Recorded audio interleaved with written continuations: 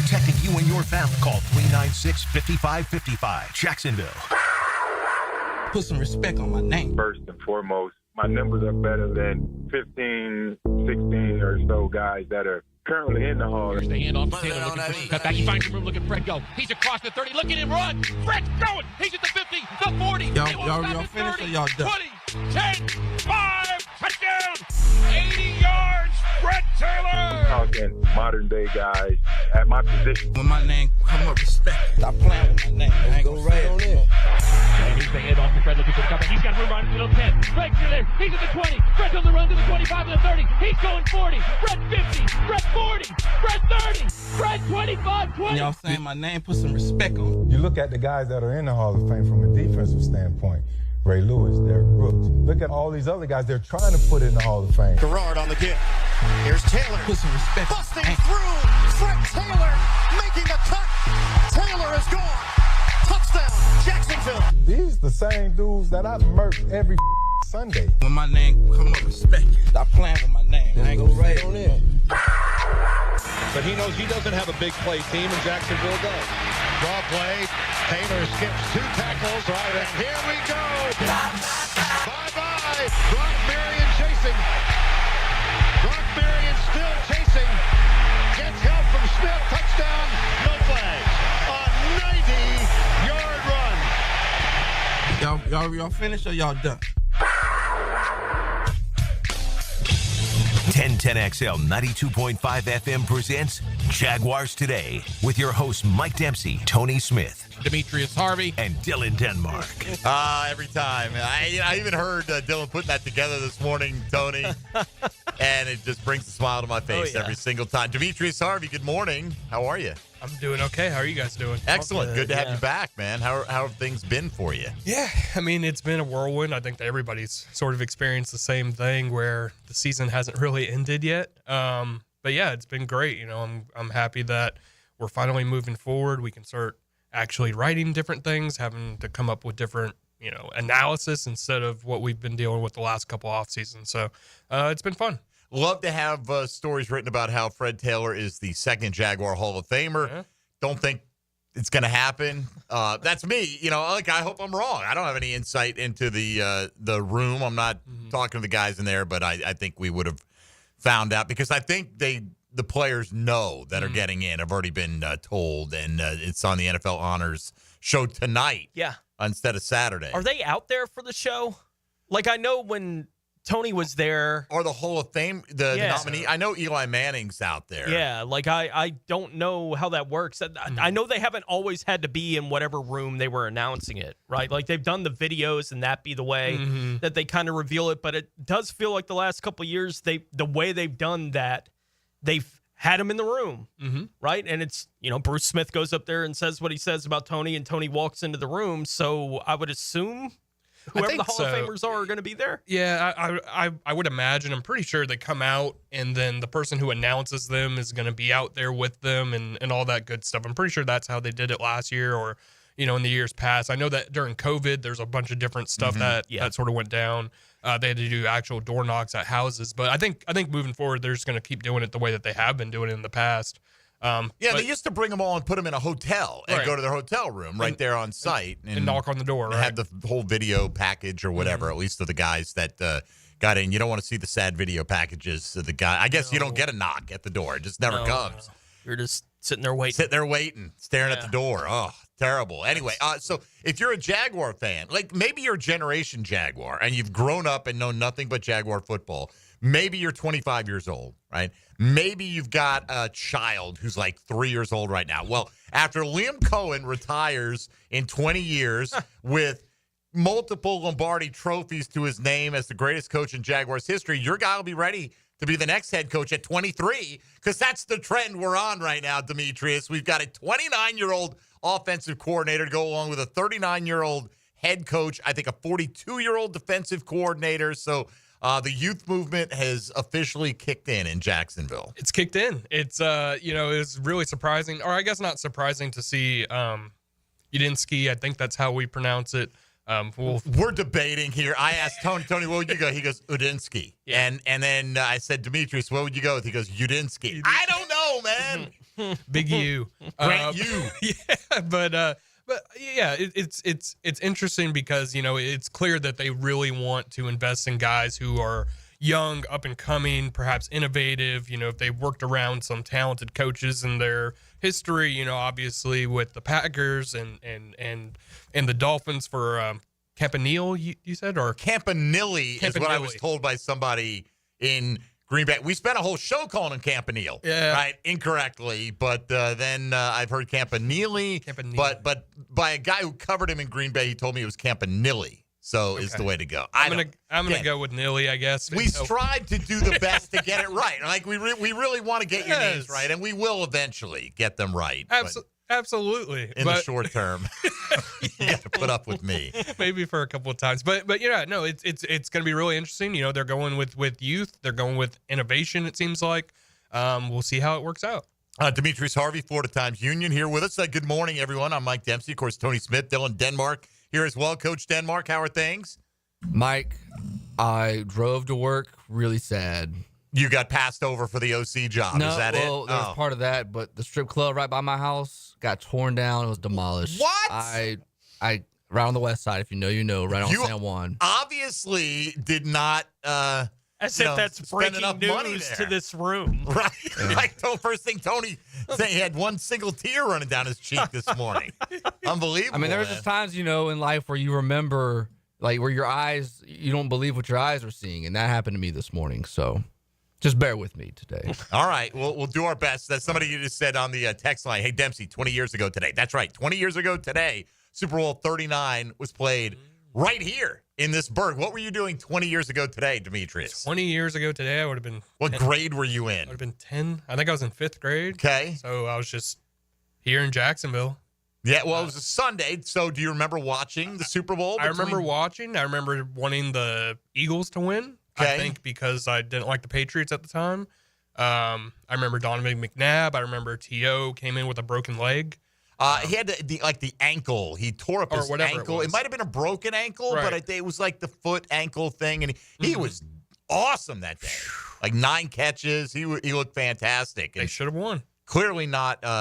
He wasn't 100%. I hadn't reached full-on Patriot hatred at that point in time. You know, I hadn't. And I distinctly remember I had Rodney Harrison on some fantasy teams. Yes, defensive players on fantasy teams 20 years ago. Yeah. And so I always rooted for Rodney Harrison, but I thought it was one of the great sports days. I don't care what, you know, the hotel issues and, you know, like Dylan, you know, they were sad about the closing of some strip clubs, I guess, whatever, or the fact that none of them were opened to begin with. But I just thought it was an amazing day. It's cool to be out there. We did a pregame myself, and I was with Joe Coward and David Lamb and probably others that came and went there, and we were at a bar like halfway between the Main Street Bridge and the stadium, and it was a packed out Eagles bar. Like that's what they were for that day anyway, you know, and so just an amazing atmosphere, man. I thought the whole thing was fantastic. A cool week, right? Like I didn't get myself involved in all the craziness as much as I could avoid it. It was kind of like a Florida, Georgia thing to me. It's like, I don't need the chaos,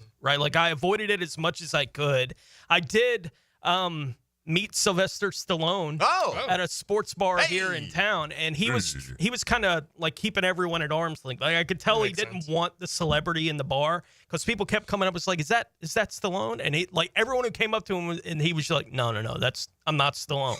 And then some kid came up to him, and I was watching the whole thing. Kid walked up to him, he's like, "Are you Rocky?"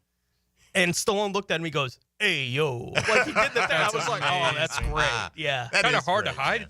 You know, if you're Sylvester Stallone, you would think, like, you can't say you're not, right? Right. You know, he's a pretty recognizable face. I mean, we had Emmitt Smith announce his retirement that week. Isn't that the week we got Goodell as well as the commissioner? I could have sworn that he might have been introduced as the new. I might be wrong about that. For some reason, that sticks in my mind. I just remember we were down at the Prime Osborne is where they had Radio Row, and you know, like usually you fight for being Jacksonville, we're one of the smallest markets. We'd go to Radio Row and they'd stick us on the edge, on the hinterlands. Well, here you figured in Jacksonville, you're going to be right in the hub of it. No, we were like by the back door of the Prime Osborne. Like, and And we were carrying the Super Bowl. We were on a different station at the time and the whole thing. And the thing of it was my first radio row. I had nobody there with me. I'm doing a show sitting at a table by myself. Had on one of the best guest lists we've ever had on any radio row show because they did a lot, like Fox Sports Radio went out of their way to bring us people. And, other people were like, oh, you're the hometown team. So they, there was nobody that was turning you down that you weren't big enough. So it was a great week, man. Had a great experience. So, yes, no question about it. 20 years ago today, we saw a Super Bowl. That week, went to an NFLPA party at some little art gallery on Phillips Highway. And I saw Eli Manning was like the first person I saw there. It was one of these deals. You went in, they still had disposable cameras at the time, right? Sure. And so they handed you a camera. And they're like, these guys understand that anybody here, they're going to be asking for photos.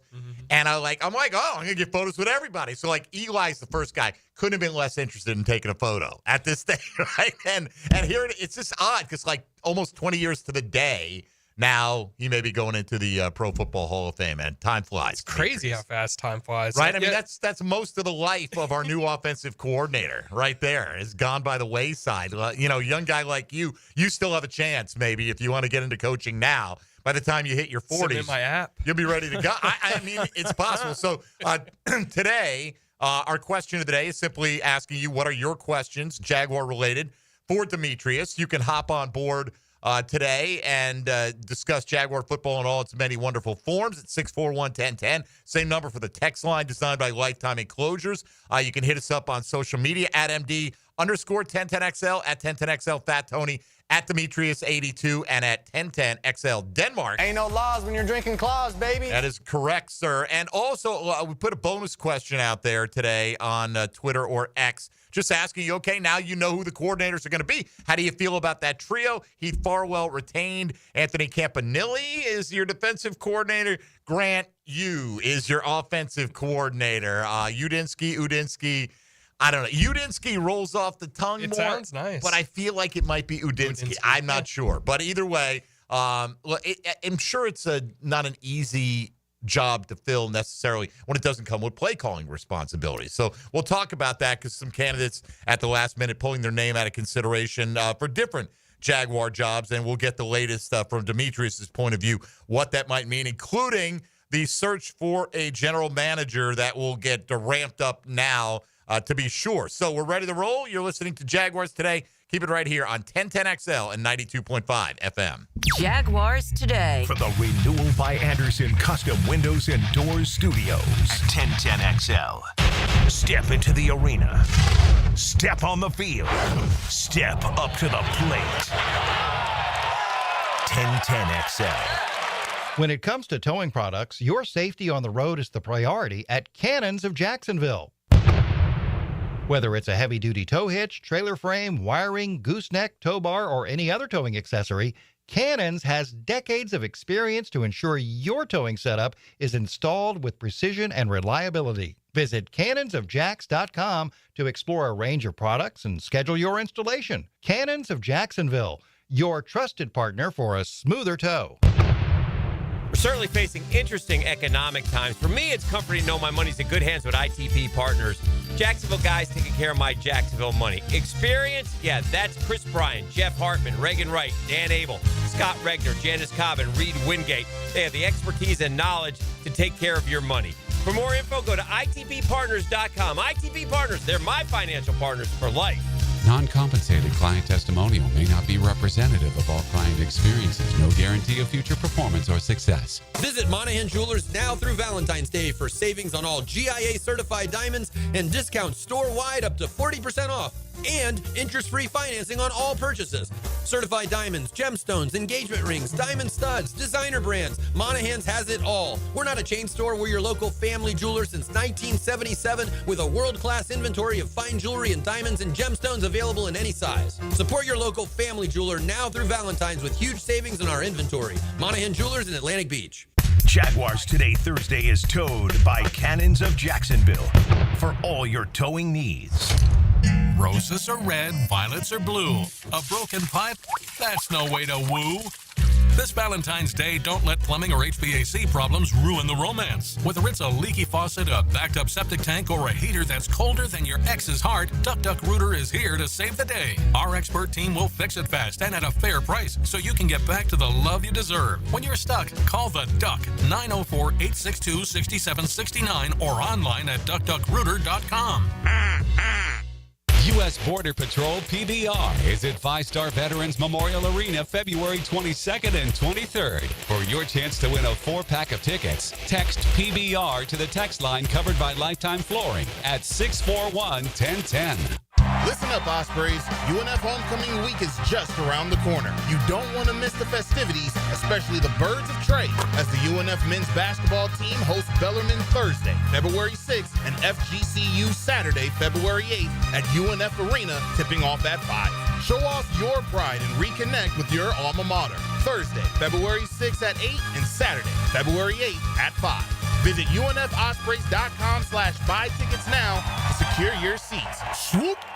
North Florida is growing with lots of new families joining our community. If you're one of them making the move here, your next move should be a call to American Electrical to create the best home automation system, enhancing your living experience. There are many ways your life can be made easier through smart home technology, voice-activated systems, automated lighting, total house temperature control. With American Electrical, they've got everything you need to automate your home and make it your true oasis. Check out American-Electrical.com, powered by professionalism and raising the excellence bar.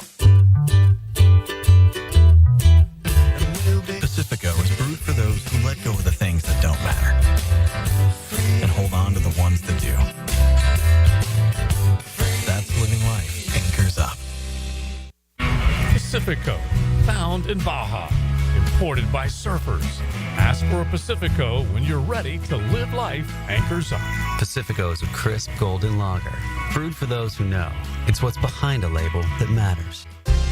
Hey folks, Mike Dempsey here for Pella Windows and Doors. Look, it's kind of cooling down right now. I love opening my windows up this time of year. If you're looking to upgrade your windows in your home, I want you to visit the Pella showroom on Phillips Highway. Ask about their latest hurricane and impact-resistant windows and doors, rated #1 by Consumer Reports in all 3 main window categories. You want quality, style, and protection? Visit PellaJacks.com and the showroom on Phillips Highway just north of Bay Meadows. That's Pella Windows and Doors online at PellaJacks.com. Attention men and women. If you would like to get your hair back, then you need to listen to some of our clients. John in Orange Park. IHRS showed me what was causing my hair loss and helped stop it. Call IHRS now at 904-777-IHRS. Find out how to grow your hair back with a free hair and scalp examination. Mike from Bay Meadows. I finally found the most experienced company who could restore my hair. Now I have hair where I had none before. Results guaranteed. Diane from Ponte Vedra. Now I have what lotions couldn't give me. Thick, beautiful hair. Find out why you're losing your hair and how to grow your hair back. Call 904-777-IHRS for a limited time free hair and scalp examination. Now my hair will grow for the rest of my life. Thanks, IHRS. Thank you, IHRS. Thanks, IHRS, for giving me my hair back. Hurry and receive a free hair and scalp examination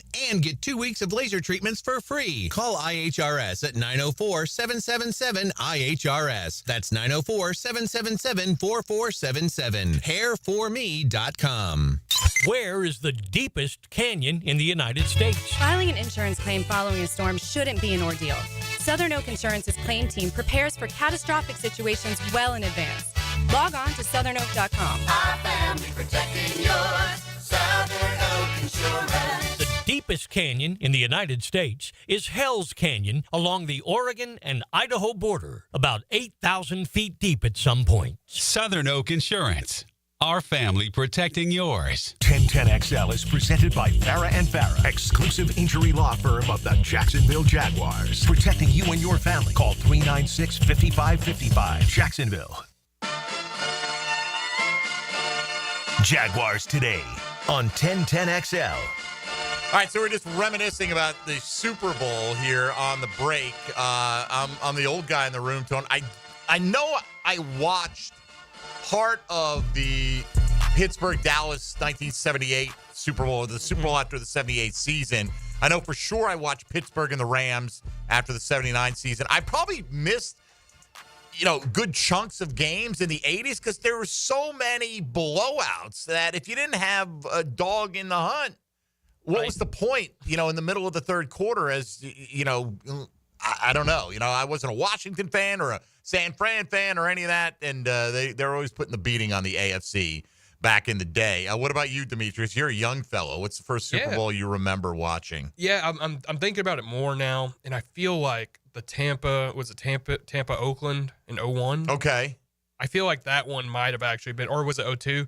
That one might have been the first one that I saw. But then I'm pretty sure I saw Carolina Patriots 03, and so that's pretty much where I started. Right around the early 2000s. What about you, Tone? You remember the first one? Oh yeah, Giants over the Bills, 20-19. It's actually what made me a Giants fan as a really? kid. Like I was all baseball all the time before that. Football was it came later to me. Like I was 8.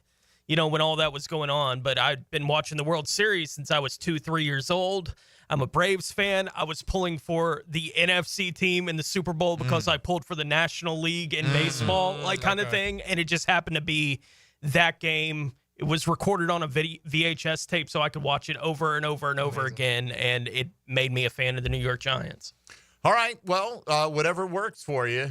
When you're a kid, there are all kinds of things. I never became a Pittsburgh or Dallas fan. It felt like they're in the Super Bowl every year. They really weren't, at least against each other. It felt like that quite a bit back in the day. But do you guys think that the new OC knows what a VHS tape is? Or he sure doesn't know Betamax. You probably don't either. I don't know. VHS. Yeah, I think he does. He probably watched a few Disney shows or movies on VHS. The ones where they'd be at Walmart.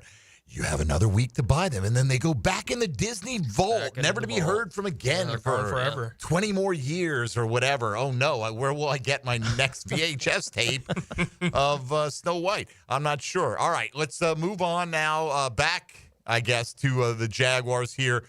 Nate Shieldhouse, I don't know if it just felt like he was the favorite.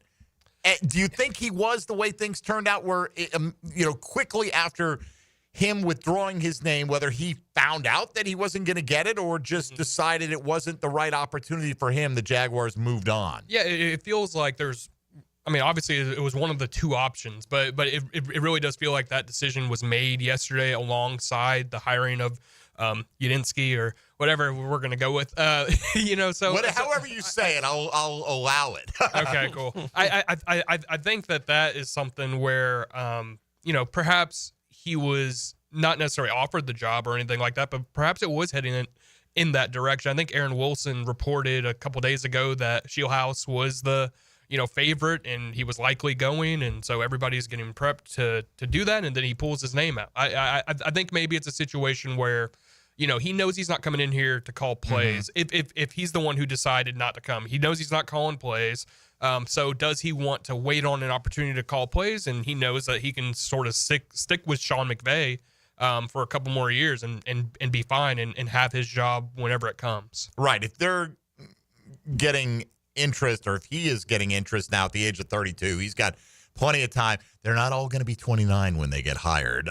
But it did feel that. I don't even know why it felt that way to me, other than, like that report. But it just always felt like he was the top name that we were waiting for that announcement to come. So then he pulls his name out. What about, do you agree with the report, or do you believe what's being said about Greenberg down in Tampa pulling his name out of the GM consideration because he just decided he didn't want to lead the situation he was in? Or do you think he got the sense that he was not a leading candidate here? I mean, that's a possibility. I had heard, and I think multiple people have said this. Ian Cunningham was definitely somebody who's been high on their list since probably November, at least from what I've heard. So, I think that would be interesting. Who had the list in November? So if you think about it, so agents and various people always chat. They know that there's something that's coming up perhaps in the next couple of weeks or couple months that X and Y coach might leave. So they do their homework, they do their research, they see where their clients can potentially go. And so that's sort of where the ball gets rolling, and you never know. So, but it wasn't like Shad. Did Shad have a list with Ian Cunningham in November if he turned around and never seemed like he strongly even considered moving on from Trent Baalke. Yeah, no, it doesn't necessarily mean Shad Khan had the list at hand and he's typing on his computer like, who am I going to hire as the next GM? Obviously he was very strong and he felt that, Trent Baalke should stay. He made that decision for him to stay, and he was very adamant about him staying. He made the decision to move on from him too. So, but yeah, perhaps, it doesn't necessarily have to be Shad Khan who has this mystery list. But it could be feelers felt out maybe to Tony Khan or various people who are in that building. That's sort of the sentiment that I got, at least. So do you think there is a leading candidate right now, including Ian Cunningham? Because a lot of interviews have yet to happen. I would personally go with Ian Cunningham. That's not based on anything that's happened in the last several weeks. Since Liam Cohen's been hired, it's been kind of quiet, obviously, because that's just how it works throughout the league, I feel like, at least from my perspective. So I don't know necessarily that Ian Cunningham is the target or is the leading candidate, but I do know that was somebody that felt like was probably going to be the replacement for Baalke even months ago, at least from my perspective. So. What is it about? Do you know what it is about him that makes him so compelling? Because he's never done the job. Sure. You know what I mean? Like, there are plenty of guys that, like, and he's with an organization that has, okay, they've had some hits, but they've also, you could argue they picked the wrong guy with both of their top 10 picks. They could have gone Jaden Daniels, Brian Thomas, and been a lot better off, So what is it about Cunningham that makes people think that he's the next guy? Not necessarily here, but just up on the rise. I don't know necessarily. I mean, I don't, dive that deep in terms of why exactly a guy. I've always been fascinated with that. We always talk about fast risers, and usually you just pull from, organizations that are thought to be successful. Pittsburgh had been that organization in the past. Obviously, Los Angeles is that organization now. Tampa sort of is becoming that. And so you kind of look at the Bears and you're like, well, I mean, they seem to have made a lot of good moves, but they haven't necessarily had a lot of success. Right. So, where's the connection there? But I do think that it's more of just a philosophy thing. A lot of people like Ryan Poles. I know that he was under fire a lot this year, but, they're sticking with him. And he's always been one of the names that you hear about as one of the top rising GM candidates or GMs in the league. So I do think that, Cunningham sort of rides on that. And he's been instrumental in the process there. So yeah, I think that's some of the factors. I do think to some degree the Chicago thing is difficult to figure out how much of it is Chicago's doing a really good job and how much of it is Carolina's doing a miserable job, right? Like, because it does feel like they've been able to take advantage of Carolina getting in their own way here the last several years, and they put themselves in a position to really help their roster, their team, do all these different things. Like you said, they haven't had that big success yet in Chicago, but they have been able to take advantage of Carolina being dumb here for the last 2 years. Hey, I mean, and that's some of the things that I think that people will look at when they're talking about a guy like Cunningham, how the Bears not necessarily being able to manipulate Carolina, but just being able to figure out deals that really do successfully, help your franchise. Being able to get a guy like DJ Moore, even before you have Caleb Williams or after that's a coup to me. I mean, so I do think that the roster building process, the way that they think, the new age sort of, GM candidates and talent, I think that's sort of part of why. All right, well, let's open it up, to our listening audience with Demetrius Harvey here from the Florida Times-Union. We got some questions coming in on social media and the text line form if you want to get in on the air, 641-1010, the easiest way to do that. We'll come back with some of your questions for Demetrius Harvey of the Florida Times-Union here with us on Jaguars Today on 1010XL and 92.5 FM. Hey, folks, Mike Dempsey here for Dandy Food Sandwiches, subs. They check all the boxes. Great, easy food on the go. Fill you up, won't weigh you down, that kind of stuff. Protein packs, veggie trays, fruit cups, light lunchtime wraps, gourmet salads. They've got something, no matter what kind of food you're looking for, but if you want something hearty like a meatball sub, man, do they have that. They've got the Boom Boom Steak Subs, the Country Sausage Biscuits, just a few of the new menu items that Dandy's rolled out in recent months. Swing into an area gate station, fill up your tank, head right to the fresh case, and fill up your belly with Dandy and Anytime Deli labeled food. A Jacksonville-based company that's absolutely been killing it, doing things the right way for nearly 70 years, using the highest quality ingredients, delivered fresh daily. great variety, and they keep the prices in check as well. When you're hungry in Duval, Dandy is the name to know. So do what I do when you are and go out and make yours a Dandy and do it today. Jaguars Today. from the Renewal by Anderson Custom Windows and Doors Studios of 1010XL. Is your dog Team Rough or Team Fluff? It's officially Puppy Bowl season at Dogtopia Jacksonville Beach Boulevard. They're getting MVPs, most valuable pups, ready for the big game. Your dog deserves a tail-wagging day of fun, and Dogtopia's indoor playrooms are the perfect training ground for their game day moment. Get your dog in on all the action by visiting Dogtopia Jacksonville Beach Boulevard and St. John's Bluff. New to the pack? Enjoy a free day of daycare. Mention Puppy Bowl when booking to claim the offer.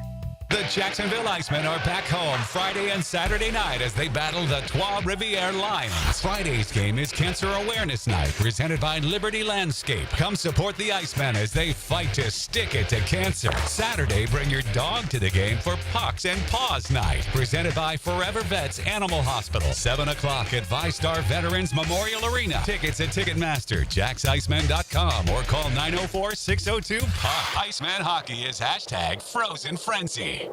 Jaguars Today, Thursday, is brought to you by Cannons of Jacksonville. Don't miss the big game specials at Southern Steer Butcher. Check out our website for the big game snack attack, party combo, sampler combo, and the best buffalo dip you've ever had. For tasty tips and juicy breasts, choose Southern Steer Butcher. If you are an experienced electrician looking for your next big opportunity, look no further than the Miller Electric Company, a trusted name in the industry for over 96 years. At Miller Electric, we tackle the biggest projects in the city, offering you the chance to showcase your skills on a grand scale. We believe in rewarding hard work with the best pay, top-notch benefits, and an unbeatable culture where people actually care about each other. Take your career to new heights with Miller Electric Company. Apply today at millercareers.com. Miller Electric, an equal opportunity employer. 1010XL celebrates African Americans who positively impacted the First Coast. I'm RJ Saunders, and I'll share Black History Month stories with you throughout February. Black History Month on 1010XL is brought to you by Instant Keys and McGowan Spinal Rehabilitation Center. Mia here. Since 1982, Closets by Design has specialized in creating dream spaces for every budget. My designer, Frances, made the process so easy. She came to my house and designed a beautiful walk-in closet that's already so incredibly functional for me and old Beau Valentine. Call today to schedule your free in-home consultation at 1-800-293-3744 or visit closetsbydesign.com. And take advantage of extended savings this month. Get 40% off and another 15% off with 18-month special financing. Your new roof from Universal Roof and Contracting can help save a life. Percentage of every new roof this month will go to St. Jude's Children's Research Hospital. St. Jude's is leading the way. The world understands, treats, and defeats childhood cancer and other life-threatening diseases. Call 855-ROOF-HELP or visit universalroof.com to schedule your free roof inspection. This promotion ends February 28th. Universal Roof and Contracting, protecting your home, building your trust. License number CCC 057165, CBC 1258484. Hi, I'm Mac with Baker Glass. Are you tired of wrestling with your old shower curtain? Then say goodbye to the curtain chaos and hello to a new frameless shower enclosure. Wago Glass is clear, classy, and won't stick to you like a toddler at bedtime. Plus, it makes your bathroom look bigger and brighter. Upgrade your shower experience and step into style. Call me at Baker Glass and get ready to love your new glass shower enclosure. Baker Glass, no one treats you better. Denny Thompson here. This is the last week to enter for a chance to win a $2,500 prize over at the new Tyson Sound and Security showroom. I'm talking a 75-inch loaded Samsung TV with 3D surround sound, a soundbar with wireless subwoofer, and installation is included. Stop by the new showroom, check out the setup, and drop your name in the box to enter for your chance to win. Giveaway ends Sunday, so go now to Tyson Sound and Security, 3555 U.S. Highway 17 in Fleming Island. Mia here. When it comes to roofing, whether it be shingles, metal, or most repairs, there is one name that has protected your home since 1999. Pro-Jax Roofing. Serving all of Northeast Florida, Mike and his guys have been repairing and replacing roofs for 25 years.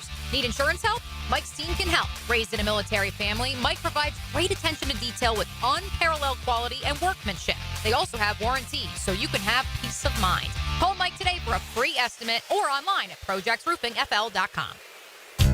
If someone you love needs a pick-me-up, then it's time to get serious about it and send them a Kuhn floral arrangement. JJ here with 1010XL. You'll be assured of a quality delivery, that's for sure. Log on and order online at kuhnflowers.com. 1010XL is presented by Farah & Farah, exclusive injury law firm of the Jacksonville Jaguars. Protecting you and your family. Call 396-5555. Jacksonville. Jaguars today on 1010XL. All right, we're seeing Jeremy Fowler is reporting that, how are these, is he phrasing it, Demetrius? The Jags expected to sign Shane Waldron as a passing game coordinator here? Yeah, it said that the Jags are expected to hire Shane Waldron as likely as the pass game coordinator.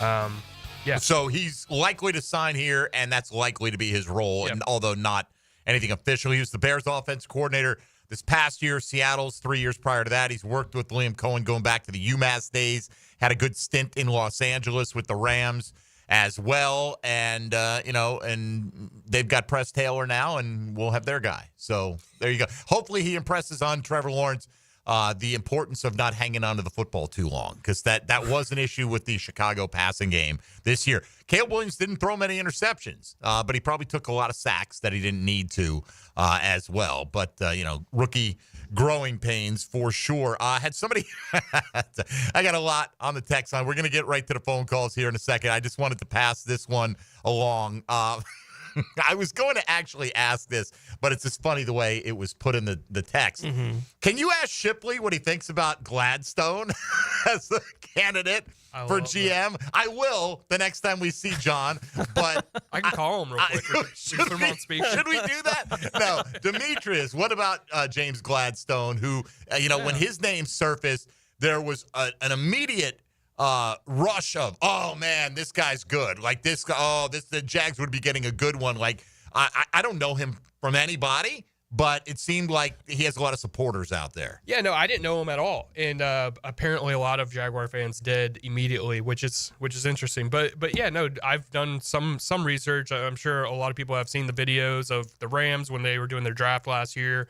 Sort of his input. He was featured in one of the episodes. So from what I've seen, it's clear that Les Snead values him highly. He's a guy that I think was coaching either Les Snead's nephew or some sort of situation where he was coaching in high school. Then he moved up and sort of joined the Rams front office as an assistant. Then moves up, quickly.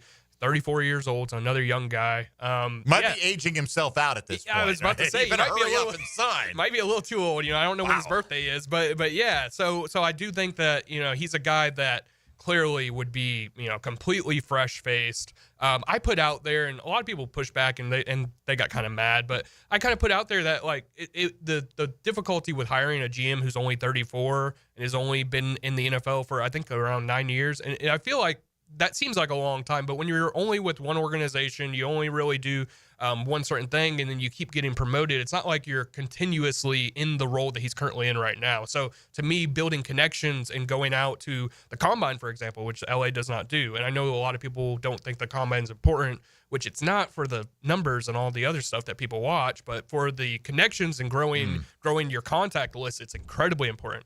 There's a reason why pretty much all teams go there every year. Maybe that's why they don't go, because they're like, they're poaching enough of our guys. We don't need them making connections. Hey, and it's not the end-all, be-all. They obviously have success not going. So who am I to say that it's that important? But to me, that would be the only drawback. The plus side is that he's completely new brain. There's a lot of new ideas. I'm sure he's clearly bright. I think that a guy like Les Snead knows what he's talking about. So when he recommends a guy like Gladstone, it makes sense. All right, let's jump into the phone calls now. Demetrius Harvey, Florida Times Union. He does have John Shipley on speed dial if necessary. We've got Philip in Arlington going to start us off this morning at 641-1010. Philip, good morning. Top of the morning, boys. I really don't have a strong opinion about Liam Cohen, but because I've been a Jaguar fan since day one, but I don't know the guy from Adams, so I just hope they get it right. I hope a bunch of young guys come in here and get it right, because Dougie P., I just can't believe he went out like that. But I wanted to talk about, I saw this, I think, on ESPN. Them just totally distant. This guy, he had a flat top. He looked like a musclehead. Just calling Liam Cohen a goober and playing that ball. I just hope they get it right and just stick it in guys like that, stick it in their face. And the Super Bowl, I don't care if Philly gets ahead. Don't you know Patrick Mahomes is going to win three-peat? And somebody was mentioning Philly fan earlier.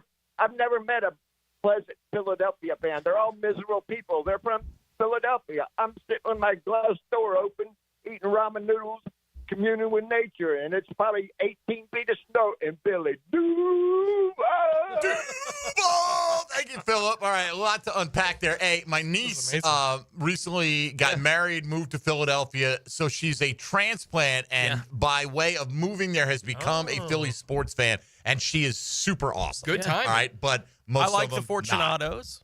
The Fortunatos, to a degree, right? To a degree, I like the Fortunatos, but they are Philly sports fans. But now, obviously, they're Jaguar fans, first and foremost. It's more Phillies stuff that I get from them. Correct. Their original rooting interest as far as that went. But we'll see. I do feel like, in a sense, I mentioned Generation Jaguar. To me, that is, the kids who are now 30 up to 30 years old that are Jaguar fans that have known nothing but Jaguar football, right? That they've been here. They're old enough to start having kids of their own. And they hear people like me and Tony, more like me, Frangie, guys that have been around since the dawn of time, reminiscing about the Coughlin run at the end of the 90s. And they're probably, quite frankly, that's great, but who cares, okay? Because, even if we were alive technically, it's not like it's bringing us anything now, other than perhaps another Hall of Famer or two eventually. But I do feel like this is their chance as a generation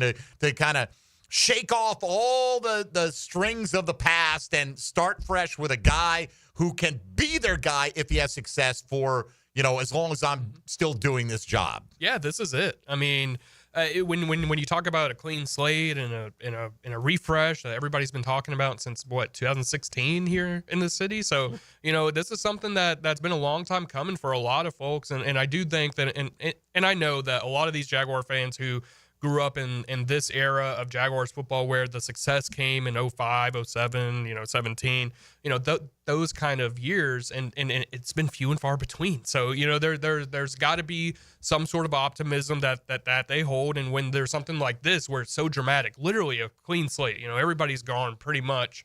Once the new GM comes in, I'm sure all the scouts will stay until after the draft, and who knows what's going to happen after that. So it's pretty much as fresh as the Jaguars have gotten since 2013. And I do understand that, this generation of Jaguar fans are really excited. Liam Cohen's fresh and new, and so that's something to be optimistic for. Well, it's twice now the younger Jaguars fans have had kind of the tease of what could be.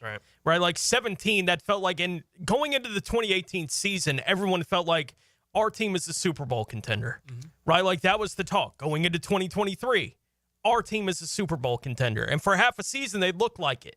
They're 8-3 at one point in that season, but then it falls apart and turns into what it turns into. So the only Jaguars fans that have any running hope are the fans that were around here at the beginning of it. Yeah. Right? They saw it from 96, 97, 98, 99. Like they saw that 4-year run from this football team. They're the only fans of the Jaguars that have had any of that are the fans that have been around since 1996. It's the only way to have it. And the only ones who get to touch any of that are people that are young, that are hearing people that were around for 96 and 99 going, it doesn't always have to be one at a time. It doesn't always have to be. Like they can eventually get to a place where they can sustain some kind of success, but everyone's been begging for, well, if they're going to get to a point where they're doing that, they got to change the way they do business.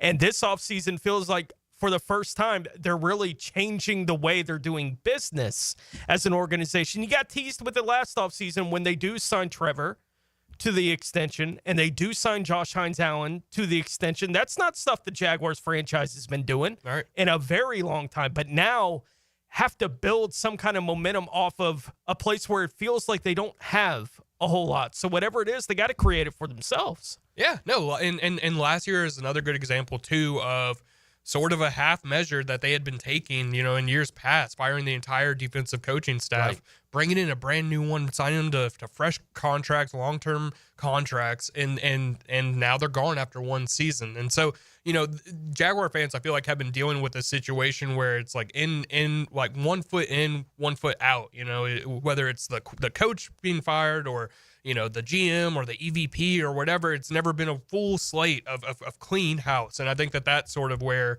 everybody feels like, okay, it's now or never. This is it. We finally did it. Trevor's got to play well and let's go. Get everybody on the same page and timing wise and all that. But look, at the same time, look, they hire Mike Caldwell and the defense wasn't great, right? Sure. And if they don't make any moves, granted, you could have said the offense is a bigger culprit, whatever. I'm not trying to relitigate it, but so they make a move, and you can, on the one hand, you could say, well, here's Shad Khan with a bunch of guys under contract willing to say, well, we're going to have to hire a whole bunch of new defensive coaches because this is what the head coach thinks is the right thing to do. So we go out and get Ryan Nielsen, who appeared to be a bit of a rising star based on, his initial success, both in New Orleans and in Atlanta. And he comes here and he says what everyone says they're going to do. They're going to be super aggressive and play a bunch of man, and they're going to attack. And the multiple is the only other word that gets used more often in these. And but it didn't work out. So at least he's willing to. I get the turnover stinks, but what also stinks is like if you're Cincinnati. And a fan of that team, and they're just like, well, these guys are getting paid, so this is what we're rolling with, which has been, their MO had been their MO for years and years and years. Yeah, no, I will say there's one thing that I don't think that any Jags fan could reasonably say is that Shad Khan is cheap or anything like that. That the guy has spent a lot of money over the years. He's still paying guys, that are probably not here. That's sort of how much he cares about and sort of investing and figuring out what the team needs. He's going to give them anything they want. If Tony Baselli comes to him, says we have to trade down to pick 32 to get this, whatever the case may be, he's going to give him that, that grace. He's not a hands-on owner in the sense of a Jerry Jones or anything like that. That's great. You don't want a Jerry Jones. You don't want owners that are going to be manipulative. You don't want owners that are going to backstab you. Have their grandsons picking players, whatever the case may be. Like they need to have an owner like Shad Khan, in my opinion, who's done a solid job in terms of investing in what the coaches, the general managers, whoever needs. Prisco's like, hey. He spends money, he doesn't meddle. Those are like the two main things that you want. But, I thought it was interesting. You probably saw this from Albert Breer this week. Shad Khan's got the yacht in New Orleans for the Super Bowl, right? And he goes, one thing that NFL owners care about, and he goes, and I'm really not kidding, and I'm paraphrasing here, is who's got the biggest yacht, right? Who's got, and it's like a status symbol for them. So here's the thing that always blew my mind. So you got a guy, Shad Khan, who clearly wants to have the biggest toy, right? He wants the best facilities, right? So, Urban Meyer, I'll use his real name for once because that was the one good thing that he did here was help, move along the process of getting the Miller Electric Center done and the importance of that. So, okay, once he realized, okay, this could be an important thing. Let's have it state of the art. Boom. Let's have the best stadium in the National Football League. I don't know if it'll be the best, but it's going to be cutting edge, right? Do you think then he doesn't want the best product on the field? He wants all that, but not the best team. Of course he does. I just, he struggled to figure out how to get there. He trusted Trent Baalke. Right, and that trust only grew over time for whatever reason. And, speaking to that to me, like that is the fans' frustration.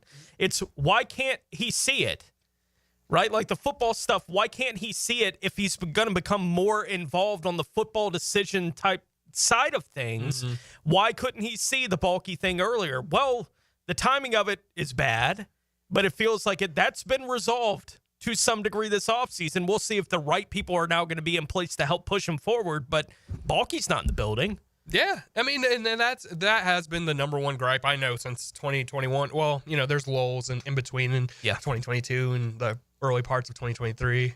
But yeah, no, it's been a situation where everybody pretty much, and I wrote about this, when all the mayhem was going on, but everyone pretty much has said, and has said in some way, shape, or form around the league, hey, Trent Baalke, I don't know, it's going to be hard to get X, Y, and Z if he's still, Right. and that doesn't necessarily mean that it's all factual. Like, let's not, pretend like everything is out there, because none of these people are putting their names on whatever they're saying about Trent Baalke. And so that's a situation where, to me, I think that Shad felt, think about it. They don't, it's not like they had an EVP before. They didn't have super strong leadership. He talked about in 2022 how the front office was lean, and the only person they added was Ethan Waugh. And so, this is a situation where he doesn't have a lot of people. Like, I know everyone likes to say, like, why hasn't he talked to other people? He doesn't have, who? So at that point, he has Trent Baalke, and whatever Trent says, it seems like it's matching up. Trent says, the defense isn't doing a good job. We have to make a change. Perhaps Doug is like, or perhaps Shad is like, oh, okay, well, this guy knows what he's talking about. We've had success, so here we go. Let's do this. Let's get with Doug and figure this out. And so I think that's the situation that happened. Remember, this has only been about 4 years. So, it was about time, and yeah, Shad had to make that decision, but I kind of understand where he was thinking. All right, we'll take a break here, halfway home with Demetrius Harvey. Got a bunch of questions. Been trying to sift through them more. Keep coming in on the text line designed by Lifetime Enclosures. Hit us up on Twitter or X as well, and we'll start to put those to Demetrius, including the importance of having some seniority on this coaching staff. Somebody who's been around for a few decades in the National Football League. Does Liam Cohen need that Ron Rivera type guy who he did talk to, but Rivera's going to go and continue to work for Cal in the collegiate game, but does he need a Ron Rivera type on this coaching staff? That and more coming up. This is Jaguars Today on 1010XL and 92.5 FM. Jaguars Today. You're at the home of the Jaguars in the Renewal by Anderson Custom Windows and Doors Studios. Proud partner of the Jacksonville Jaguars. Your home for Florida Gators basketball is 1010XL. It's another top 10 matchup as the Gators tangle with the top-ranked Tigers. Florida, Auburn, Saturday at 4 on 1010XL. 3D Digital has you covered for any of your business's digital marketing needs. From producing award-winning videos to getting those digital ads to follow your customers around the internet, our team has your back. Visit 3ddigital.com or give us a call at 904-712-4004 to schedule a free consultation today.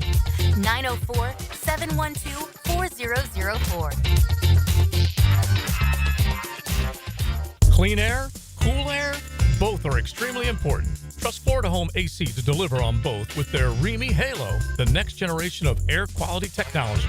Call 777-4300 for Florida Home AC and breathe clean and cool air. You're locked into Jaguars Today Thursday with Cannons of Jacksonville.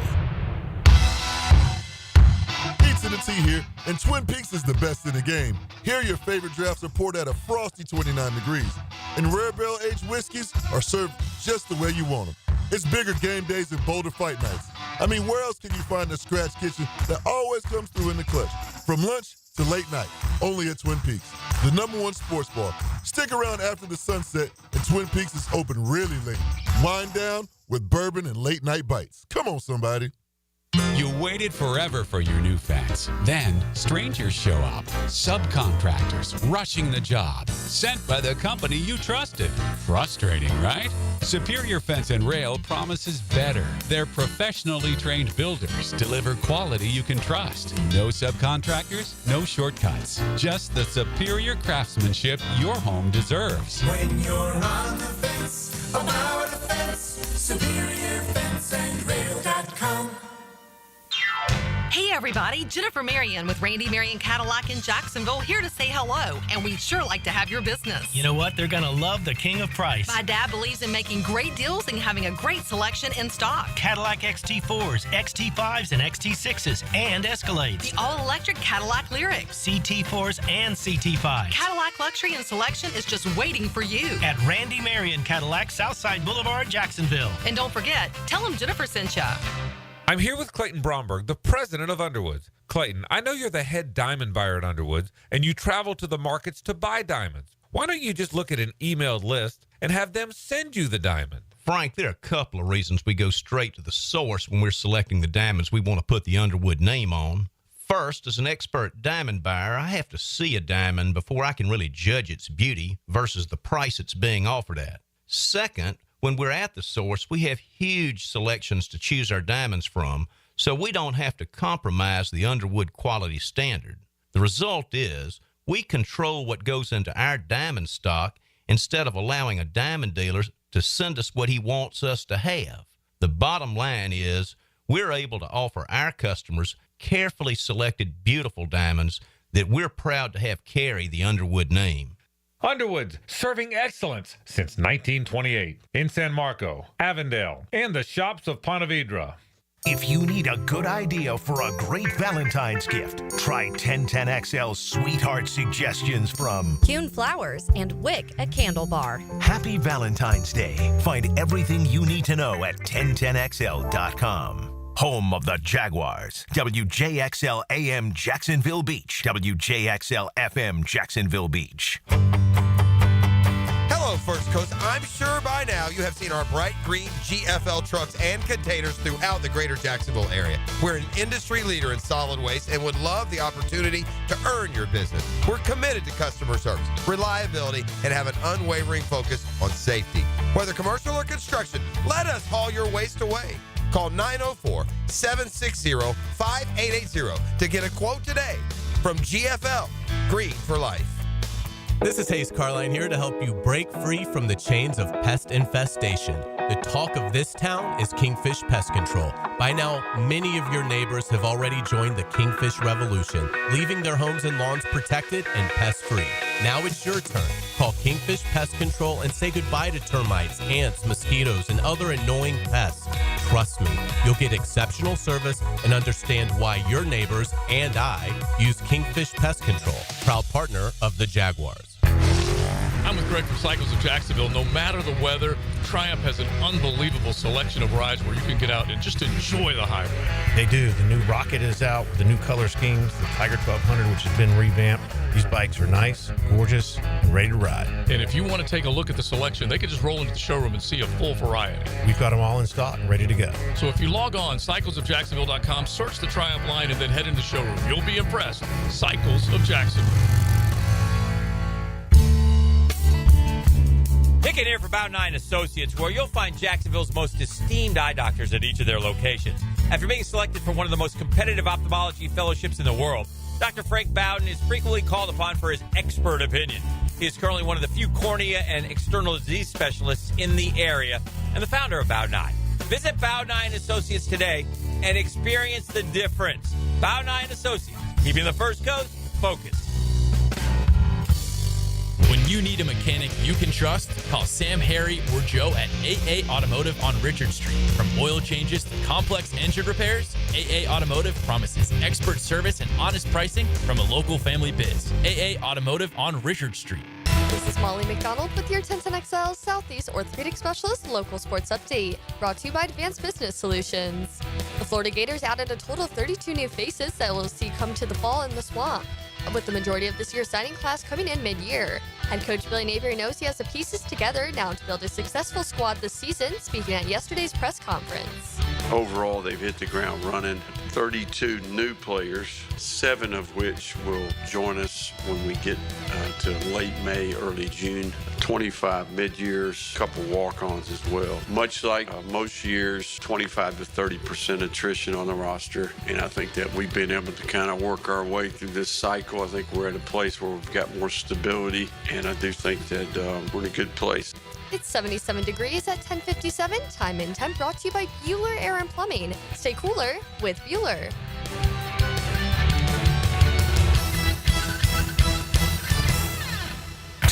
XL is presented by Farah & Farah, exclusive injury law firm of the Jacksonville Jaguars. Protecting you and your family. Call 396-5555. Jacksonville. Everything you need to know about the Jags. Jaguars today on 1010XL. Duval Doom shares a warm, fuzzy memory from 20 years ago when the Super Bowl was in Jacksonville. He got a ticket for failing to signal a lane change on the forewarned bridge by some state trooper they brought in for the week from Miami. Not very happy about that, and is stuck in his craw ever since. Doom shout out. Hope you're doing well. All right, Demetrius, because we mentioned it going into the break, and I rarely follow that up, this time I will. What's that? Does Liam Cohen need an older, more experienced coach, someone he can lean on who's been through situations that he himself might not have seen yet? I think so. I mean, absolutely. I already talked about it sort of with the GM stuff. I do think experience matters, especially when you're first starting out. And we've seen a lot of these guys, a lot of these coaches do that. I think with Gus Bradley was Monty Kiffin. Even with Doug Peterson or Mike Caldwell, I guess it was Bob Sutton. And I do think that having a first time defensive play caller, that's going to be necessary to have another guy that can come in and at least understand how every week goes for that defensive coordinator, so he's not running around trying to come up with new ideas. Perhaps a guy has a fresh thing that Campanile can know without having to sort of just only come up with his own idea. So yeah, I think a veteran coach will be good for them. All right, we'll find out if they go down that road. I know they've at least kicked the tires a little bit, but nothing yet. All right, I'll just pass these along as written. These come in this batch from Twitter or X from Eric. Do you think that Tony Pacelli reaches out to his good buddy Mark Brunell to see if he's interested in coming back to Jacksonville as an offensive assistant? I'm sure this has been asked before. Obviously, this was thought to be, if Ben Johnson was coming, Brunell would be here in some capacity, at least, on the offensive staff. Any indication that Brunell's in play? No, I mean, I wouldn't think so. I mean, he's still with Detroit, right? As a quarterback's coach. I think he likes that role. If I remember correctly, someone said on this radio show that, Mark would want to come over here as the quarterback coach. He didn't need to call plays. So I feel like for him to leave Detroit wouldn't really make sense. I get him and Tony have a great, relationship or whatever, but, for him to uproot his family or do whatever he needs to do, I just couldn't see it. Well, that's the thing. I've heard that for that reason, sure, Jacksonville is a preferred destination for him because, from my understanding, his family is here in Jacksonville, and they kind of commute on the weekends, and so they can be together during the football season, and didn't want to uproot the family to take them all to Detroit. So this would be ideal for him, I think, coming back to Jacksonville if he got that opportunity. But there's no real connection to Liam Cohen. You know? Yeah. There's no connection to Liam, and then there's the situation. I mean, I imagine Detroit would block any sort of request because he's not going to be hired as the offensive coordinator, as we know. So there's maybe not so. There's maybe. not much. Yeah. They don't hate us like the Bucks. No, they don't. Right. They don't. But I don't think any of these teams hate any team for doing what they did. I think it's more of a situation where they want to keep their guys. They want continuity. That's a huge thing, and that's why. And they've had a lot of turnover on their staff. Well, and obviously. I think the Brunell-Jacksonville connection would make it more difficult for Detroit to block it. Yeah, that's fair. Right? Like that kind of thing. Like Mark's asking to go back to Jacksonville because he wants to be back in Jacksonville where his family is. And the organization at that point, do you want to be the bad guy? You may want to protect Brunell to some degree, but on the other side of that, it's like, well, I don't need the whole league to know we're blocking him from being with his family. You know, like that's a bad thing. When you put it like that, yeah, obviously it makes sense. If he's even requesting that, I don't know that he is. We're not speaking for Brunell. Yeah. That's the point I wanted to make. Yeah. Like that would only come if Mark was approached, and there's no indication that he has been or will be at this point. But I guess until they announce the full coaching staff, let's wait and see. Right. From our man Cristiano down in Brazil, Travis Hunter and Mason Graham are both available. Who does Jaguars general manager Demetrius Harvey take with the 5th pick in the draft if you have the choice between those two? I take Travis Hunter. I mean, he's fun, and that would be pretty much the only reason why I would take him over Mason Graham in terms of he's just an electric playmaker on both sides of the football. I think he's a special talent. Is he generational? No, probably not, because you can't have that many generational players. I don't know why we have so many of them. Well, he's a generational college performer, sure. Because we haven't seen a guy play to this extent at this level in decades. We've talked about it. Charles Woodson dabbled a little bit on offense. This guy was a full-time player on both sides of the ball this year. No, it's incredibly impressive. I mean, if you're going to put that part, I would absolutely say it's generational. But in terms of the talent level, who knows? But I would say, yes, I would choose Travis Hunter just because he's such a elite, in my opinion, talent on both sides of the football that, you have to go that. Fair enough. direction.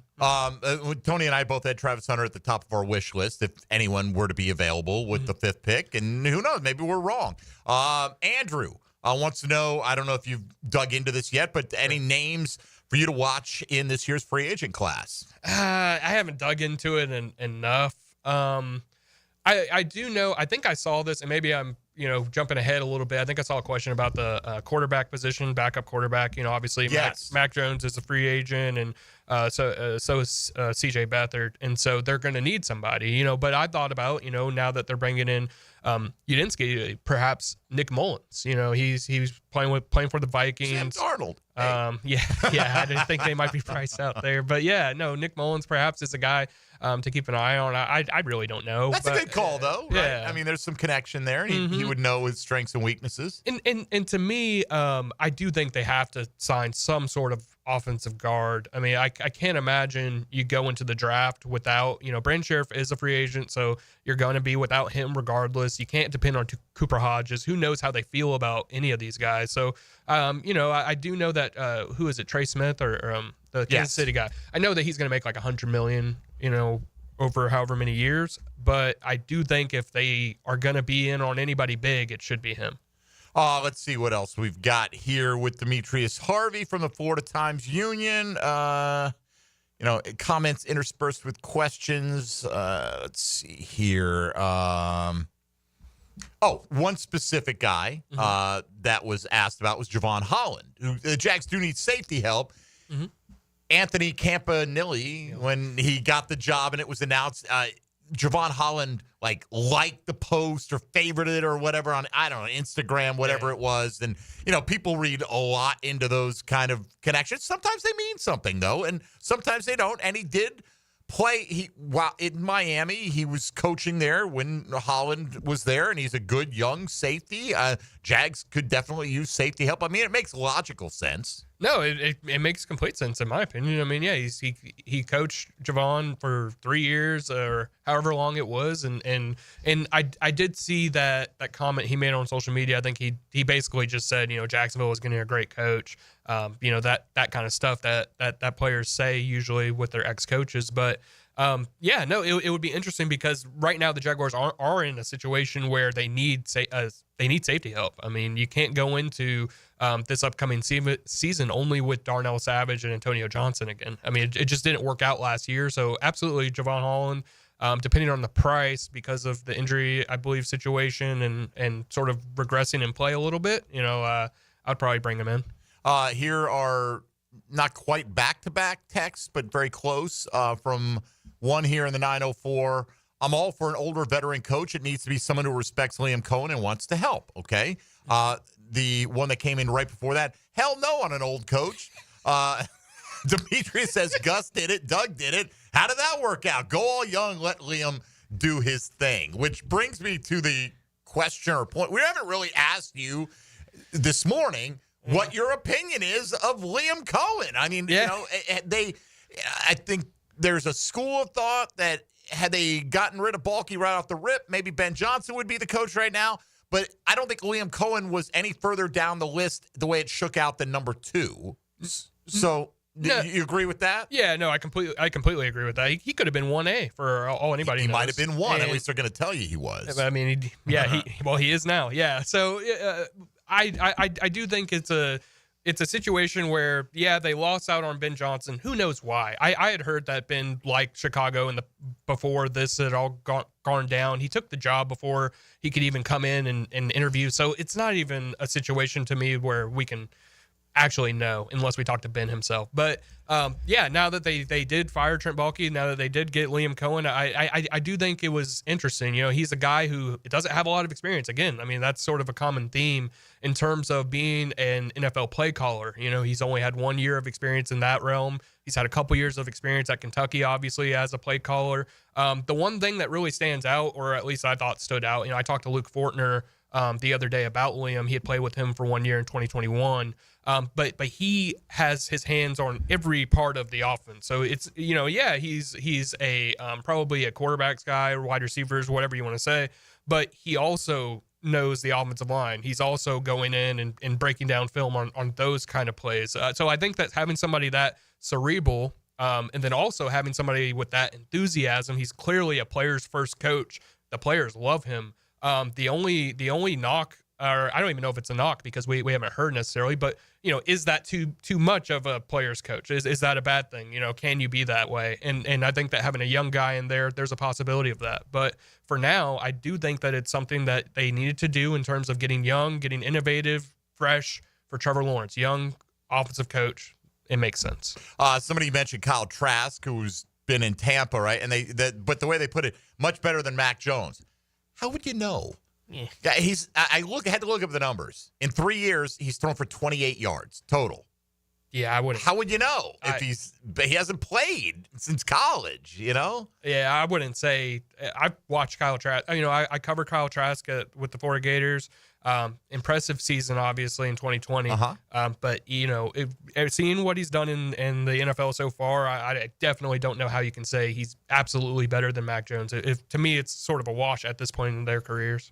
Somebody else mentioned on the text line, in their opinion, he said Brunell might have left with a bad taste in his mouth for the Jags, might not want to be associated with the team. That's not what we heard all throughout the season. There was already a school of thought, if they do move on and Ben Johnson comes, Mark Brunell was going to be part of a package deal and could not wait for that to transpire. So yeah, I'm not sure what controversy or something. Well, letting him go when he still had maybe a little left in the tank, right? Yeah. That they decided to replace him with Leftwich when maybe they could have gone a different route, try to, Terrell Suggs is a guy that gets mentioned. They could have drafted him, try to make another run for a couple of years, something like that. That's fair, I guess. It's just it wouldn't track with what he's done through since his career. He's come to Jacksonville, lives here. He was on the TV. He loves it. I think absolutely. I don't think Mark Brunell has any. If he does, it's very minimal, right? We all have had our feelings bruised at some point by an employer, but, oftentimes you get over it, and it seems like he has. But, hey, keep them coming in. Let's go to Steve in Melbourne next up at 641-1010. Good morning, Steve. Hey, good morning, guys. Thanks, Tony and Demetrius, for making me feel old when you talked about when you first saw Super Bowls and everything. Right? Been a fan of Jags since inception, back when Tony was the first one drafted with TC. Steve Berline was the first quarterback. Natron, all them. But I was going to ask about Kyle Trask. He does know Liam Cohen's system. I just saw on the Twitter machine that John Demps, the tight end coach here, is pass game specialist. Finally got somebody from the Bucs. But for me this season, I'm intrigued. They're doing something new. They're going useful. Someone young. We went young with Gus Bradley, and that was a bust on the defensive side of the ball. So for this season, I'm just really intrigued, and I feel the Liam Cohen hype train. Everybody's in good. I'm excited for the year coming. All right, hey Steve, you're breaking up, but I think we got the gist of it. Happy about the youth movement, and on we go. We got to take a time out. Demetrius Harvey from the Florida Times-Union here with us for another 40 minutes or so. So take advantage and send us your questions or thoughts for Demetrius to weigh in on. And we'll continue to discuss Jaguar football with you right up until noon today. This is Jaguars Today on 1010XL and 92.5 FM. Hey, folks, Mike Dempsey here for Awaken 180 Weight Loss. Just past their 10-year mark as a just thriving company right now. Paige, who's their founder, started this company about a decade ago, developing a long-term solution for weight loss that could work for anyone. And the key is, once you hit your goal weight, you're going to get all the support you want, and it's all going to be free from Awaken 180. As long as you follow the program, you're going to not only lose the weight, you're going to lose it rapidly, you're going to lose it safely, and you're going to be able to maintain that weight loss as long as you stick with Awaken 180. Free support for life was and still is the backbone of the program. And after 10 years, over 23,000 clients have lost a combined 750,000 pounds through Awaken 180. They feel better, they're healthier, they look better, they get complimented. It's always better to feel good about yourself, and that is just one step in the process of what Awaken 180 will deliver for you. Real, lasting results. You want to be the next success story? Log on and schedule a free consultation at awaken180weightloss.com. Jaguars today. From the Renewal by Anderson Custom Windows and Doors Studios of 1010XL. I want total control of my team. Frank Franchi. I want to be able to recruit anybody that I want. No interference. The Franchi Show. Whoever's trying out for the team, wake up. Making the ride home a little more enjoyable. Afternoons on 1010XL. If you're listening to 1010 and you're a parent, chances are your kids are playing sports. Well, check out i9sports.com with spring and summer registration open right now, including all new girls volleyball at Duval Charter Bay Meadows. i9sports.com, enter 1010 for a discount. It's time to get up and go to the Jacksonville RV Mega Show, Thursday through Sunday, February 6th through 9th at the Jacksonville Equestrian Center. It's Northeast Florida's largest RV show with hundreds of RVs on display, lifestyle booths, plus win $250 gift cards every day. Adults $10, kids under 12 free. Seniors get half off on Thursday. Military and first responders half off every day. Thursday through Saturday 9 to 5, Sunday 9 to 4. The Jacksonville RV Mega Show. I'm Stacy, and I want to tell you about my fogged up window fiasco at my house. I called up Mac at Baker Glass. He told me all I needed was a glass replacement. The process was so easy. All within a few days, they came out, measured, called me with an estimate, cut my glass, and came out to install the new ones. Now my view outside is fog-free thanks to Mac and his crew at Baker Glass. And my neighbors think I got some fancy new windows. I'm Mac with Baker Glass. No one treats you better. Jaguars Today Thursday is hitched to Cannons of Jacksonville for all your towing needs. You'll always feel good when you send someone a Kuhn Flowers floral or plant arrangement. This is RJ with 1010XL, and no matter what the reason, Kuhn Flowers has always come through for me. Order online at kuhnflowers.com. It's game time for your business, and Advanced Business Solutions has the winning play. With Xerox copiers, you'll never miss a deadline. Fast, reliable, and built for high performance, Xerox copiers keep your team ahead of the competition. From printing to scanning, Xerox brings the MVPs of efficiency to your office. Ready to make the winning move? Hire the champions at Advanced Business Solutions. Veteran owned. Printers, copiers, and IT management. Advanced Business Solutions. To catch more fish, you gotta think like a fish. Captain Kevin and the Ring Power Fishing Forecast Show, reeled in by the Pest Pros at Royal Pest Services, and Awaken 180 Weight Loss. Thursday nights at 6 on 1010XL AM. What is the busiest airport in the world? Southern Oak Insurance is proud to continue offering coverage statewide. Financial stability makes Southern Oak Insurance a wise choice for your homeowner's insurance needs. Log on to southernoak.com. Our family protecting yours. Southern Oak Insurance. Hartsfield Jackson Atlanta International Airport is the busiest airport in the world, serving over 100 million passengers. Southern Oak Insurance. Our family protecting yours. Is your dog Team Rough or Team Fluff? It's officially Puppy Bowl season at Dogtopia Jacksonville Beach Boulevard. They're getting MVPs, most valuable pups, ready for the big game. Your dog deserves a tail-wagging day of fun, and Dogtopia's indoor playrooms are the perfect training ground for their game day moment. Get your dog in on all the action by visiting Dogtopia Jacksonville Beach Boulevard and St. John's Bluff. New to the pack? Enjoy a free day of daycare. Mention Puppy Bowl when booking to claim the offer. Yo, E.T. here, and don't let Valentine's Day sneak up on you. Plan the perfect romantic getaway in Clay County. Stay at one of Clay's beautiful Airbnbs or in luxury at Club Continental, a boutique riverfront retreat, and treat your special someone to an unforgettable dinner at the Hilltop Restaurant. Trust me on this one. Clay County is the perfect spot for romance. Start planning today at exploreclay.com and tag those romantic moments with #ExploreClay. North Florida is growing with lots of new families joining our community. If you're one of them making the move here, your next move should be a call to American Electrical to create the best home automation system, enhancing your living experience. There are many ways your life can be made easier through smart home technology, voice-activated systems, automated lighting, total house temperature control. With American Electrical, they've got everything you need to automate your home and make it your true oasis. Check out American-Electrical.com. Powered by professionalism and raising the excellence bar. 1010XL is presented by Farah & Farah, exclusive injury law firm of the Jacksonville Jaguars. Protecting you and your family. Call 396-5555. Jacksonville. Now, more Jaguars today on 1010XL. All right, Demetrius Harvey, Florida Times Union, in here with us. Somebody suggesting Blake Bortles could be in better shape than both Mac Jones and Kyle Trask. So let's get him in. Hey, look, if I'm the boat, pay me NFL minimum to stand on the sideline all day long, baby. Sign me up. Come on. How good would that be? All right, here are some interesting ones. Should the Jags, let's put it this way, if it were you in charge, would you be interested in kicking the tires on Cooper Kupp and or Jair Alexander in terms of trade targets?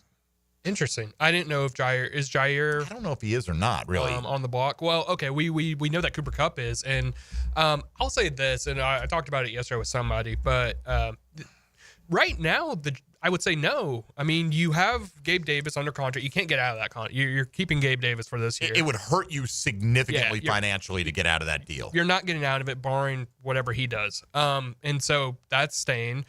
Christian Kirk is a guy you absolutely can get out if you want to. If you want to cut him, you could also restructure him. But that also mitigates the idea of bringing in Cooper Kupp, who is 32, I think, right? He will be 32 during the season at some point. I think he might be 31 technically at this point. Sure, but the point is he's regressing to the extent where you're sitting there like, are you going to get Adam Thielen or are you going to get Cooper Kupp in the last couple of years of his greatness and be able to have Trevor Lawrence parlay that? If you feel that strongly, perhaps you do a situation where Christian Kirk is gone. Now you want to bring in Cooper Kupp if that was the situation that you find yourself in. But for now, with their situation, I would say no. Yeah, if you look last year, the reporting was that the Jags and the Steelers were basically had a handshake to deal Christian Kirk there, which is weird to me, though. Then why did you play him? In the game he got hurt.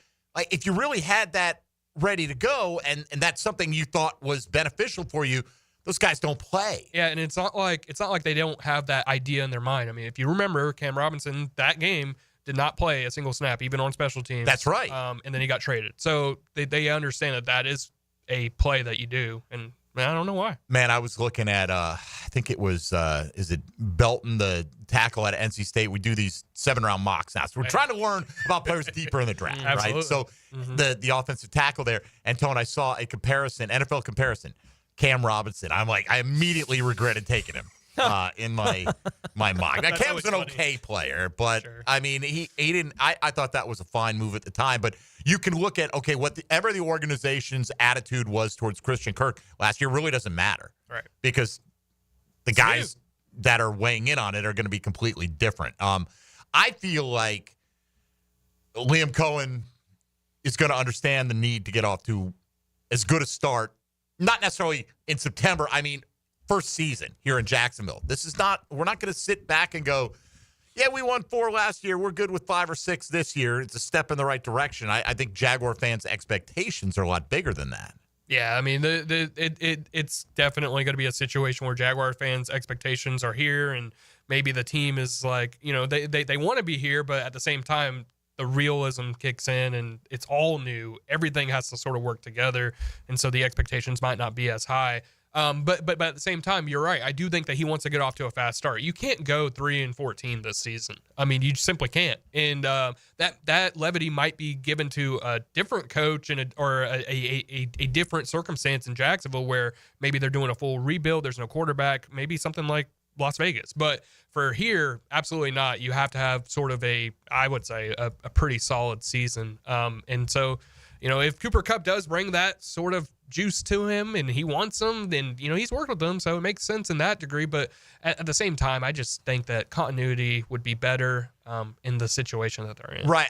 From what I saw from Cooper Kupp this last season, right, it didn't look demonstrably better than Christian Kirk. Clearly at his peak, yes, Cooper Kupp is maybe twice the player Christian Kirk was. I mean, he was the Triple Crown winner for receiver in terms of catches, yardage, and touchdowns for one season, which is not an easy thing to do. I'm not particularly interested in going down that road, but they do need more playmakers on this team. Evan Ingram's going into the last year of his deal. If you designate him as a post-June 1st cut, you could save like $15 million against the cap, but then you've got to replace Evan Ingram, you know? So, I have no problem if they want to spend a mid-round pick on a tight end. and keep Evan Ingram and then let him walk potentially, or, maybe not, maybe even extend him for a couple of years. But again, need weapons for Trevor. Absolutely. And I put that out there the other day too. This apparently, I don't know this because I'm not a draft expert, but apparently this draft is very good for tight ends. I know there's a guy, I think plays for Michigan. He's one of the top tight ends. There's another guy, I forget his name, but either way, there is a sort of positive situation where Evan Ingram is going into the final year of his deal, and he is a target or a potential guy that could get released, or however the case may be, if they want to save cap space. So yeah, you do go into this year's draft, in my opinion, thinking that tight end is a need, and that's something that they should go ahead and do, especially if this is a deep tight end class. I understand that Brenton Strange had a pretty solid season last year near the end, but I do think that they're going to need more. But at the same time, there is something to Liam Cohen's scheme, how he was able to get Cade Otton and all those guys involved down in Tampa. I do think that there is something to having that sort of complete tight end. So Brenton Strange might actually have a pretty solid season this year. All right, let's take a moment, put Demetrius on pause. Tony Smith going to take us around the rest of the NFL. Now, Gems Around the NFL, brought to you by Beach's Jewelry and Pawn in Jax Beach. New England has hired former Jaguars head coach Doug Marrone as their offensive line coach. Philadelphia wide receiver Devontae Smith, defensive tackle Jalen Carter, and defensive end Brandon Graham were all limited in practice on Wednesday. For the Eagles, Smith with a hamstring injury, Carter with an illness, and Graham is working back from the team's injured reserve after being activated following their NFC Championship game win. Sky Moore, the only player limited for Kansas City in practice on Wednesday. The NFL has announced that the league has made a multi-year commitment to play regular season games in Melbourne, Australia. The first game will be played in 2026, and the Los Angeles Rams have already been announced as the home team for that game. Obviously, no opponent announced yet for that one. And the NFL Honors Program will be at 9 o'clock tonight, with all the awards being announced, which will include, obviously, the NFL Hall of Fame class for 2025. So we'll hear Fred Taylor's Into the Hall of Fame tonight at 9. I'd like to think that's the case. Regardless, Freddie T, you know how we hold you in high esteem as a Hall of Fame talent, that one day he's going to get in. I firmly believe that. The question is when, because this thing is cyclical. Next year, you got a bunch of first-timers coming in that are going to make it harder to get in. This is a kind of a down year class, so to speak, but a lot of people feel that Eli Manning and Antonio Gates are shoo-ins, but people felt Gates was a shoo-in last year. So who knows? There was on the Jair Alexander front. Apparently there was a report that he declined to speak with the media following a loss to the Eagles in the wild card round, noting if he was unsure if he would return to the team the next year. The report indicated he would be in high demand, potentially going for multiple second and third round picks. You can sign me up right now for Jair Alexander with the 36th pick and the Jags' first third rounder. Honestly, I mean, he is a multi-time All-Pro, and he's only 27 years old now.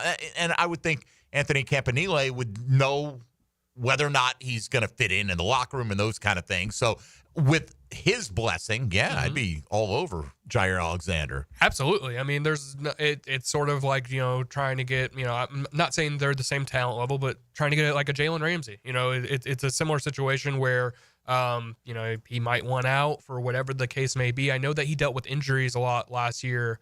I'm not sure how much that's going to linger or how much that's an issue throughout his whole career, but he is a guy that absolutely is an all-pro corner, and he's a guy that can sit outside opposite of Tyson Campbell and finally lock down that position. I think that that's probably number one, if not 1B, need for the Jaguars this year. So, I think that makes the most sense. Over-under on games that Luke Fortner plays next year because he's buddies with Liam Cohen. I will say, if I'm Luke Fortner, that was the best thing I could have got. Absolutely. Was a head coach that helped turn me into a third-round draft pick when he was working with me in Kentucky, or at Kentucky.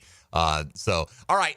Let's do that. Let's break right here, and let's focus on Trevor Lawrence and what you think all these changes mean for him, because at the end of the day, how Trevor goes is going to largely determine how this organization goes. That's just the facts of the matter in a quarterback-driven league. So we'll discuss that with Demetrius Harvey of the Florida Times-Union coming back On the other side, this is Jaguars Today on 1010XL and 92.5 FM. Hey, folks, Mike Dempsey for Pella Windows and Doors. I rave about these guys every time I talk about them because I see their work every single day. Decided to replace all the original windows and sliding glass door in my house, and the house looks fantastic. It's more energy efficient. I went with Consumer Reports' #1 choice in all the major window categories. That's Pella. Stop by, schedule a free consultation online at PellaJacks.com or swing by their showroom on Phillips Highway and let their professional design consultants guide you through your entire project from start to finish. That's Pella Windows and Doors. Follow the JU Dolphins on 1010XL. The Dolphins dive to the land. JU Stetson, tonight at 7 on 1010 AM. Give a unique gift this Valentine's Day to that special person in your life with a custom-made candle or body care product from Wick, a candle bar. Locations in San Marco and Jax Beach. Jaguars Today for the Renewal by Anderson Custom Windows and Doors Studios. Need cash? Beaches Jewelry and Pawn has cash, and they're ready to buy guitars, surfboards, jewelry, firearms, tools, and especially gold. And gold market prices are at a record high. Get cash on the spot at Beaches Jewelry and Pawn in Jax Beach. Jaguars Today Thursday is towed by Cannons of Jacksonville. Don't miss the big game specials at Southern Steer Butcher. Check out our website for the big game snack attack, party combo, sampler combo, and the best buffalo dip you've ever had. For tasty tips and juicy breasts, choose Southern Steer Butcher. Love is in the air this February, but nothing kills the mood like a plumbing or HVAC problem. Whether it's a leaky pipe, a backed up septic tank, or your heater isn't keeping things cozy, don't worry. We've got you covered. Call Duck Rooter Plumbing, Septic, and Air Conditioning. Our expert team is here to keep your home running smooth, no matter the issue. When you're stuck, call the Duck, 904-862-6769, or online at duckduckrooter.com. We could call them helmets and cleats, but they don't wear cleats. Those shoes are hot. Mia O'Brien, Lauren Brooks, and Taylor Dahl. From the First Coast Lighting Studios at 1010XL. Weekdays noon to 2. You think you could join us? Hammond, Valentine's Day is coming up. Got any romantic plans? Dad, I'm married to Clean Air. My plan is to help Jacksonville families breathe easier.